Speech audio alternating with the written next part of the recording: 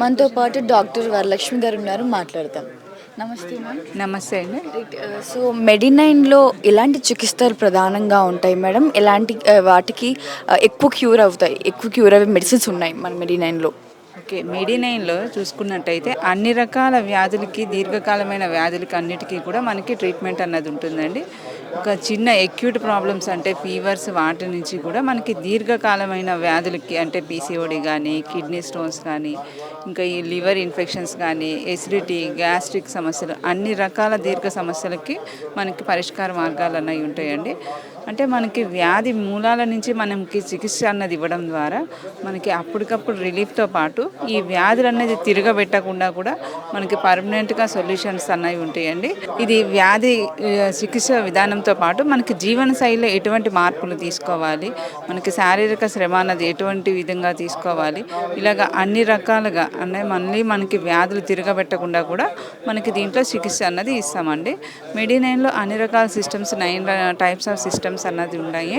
మనకి ఆయుర్వేద, హోమియోపతి, ఇలా పంచకర్మ, ఆక్యుప్రెషర్ ఇలా అన్ని రకాల సిస్టమ్స్ అన్నది ఒకటే విధంగా ఒకటే సిస్టంలోకి తీసుకురావడం అన్నది మెడినైన్లో అన్నది ఉంటుందండి.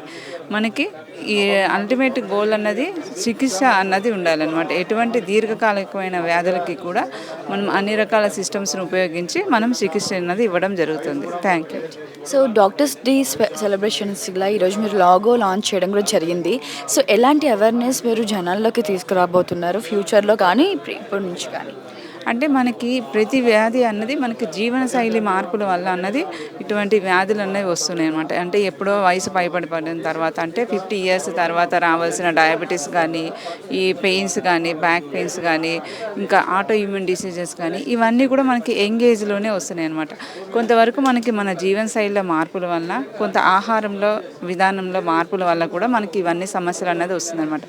ముందు మనకి ఈ ట్రీట్మెంట్ ఇవ్వడంతో పాటు మనకి అవేర్నెస్ అన్నది కూడా అంటే మనకి పర్మనెంట్గా ఇమ్యూనిటీ లెవెల్స్ని ఇంప్రూవ్మెంట్ చేయడం వల్ల ఈ సింపుల్ ఎలర్జీస్ దగ్గర నుంచి మనకి నేసల్ ఎలర్జీస్ కానీ, ఎలర్జిక్ రైనైటిస్ కానీ, పాలిప్స్, సైనసైటిస్ ఇవన్నీ కూడా మనకి దీర్ఘకాలికంగా మనల్ని ఇబ్బంది పెడుతూనే ఉంటాయి అన్నమాట.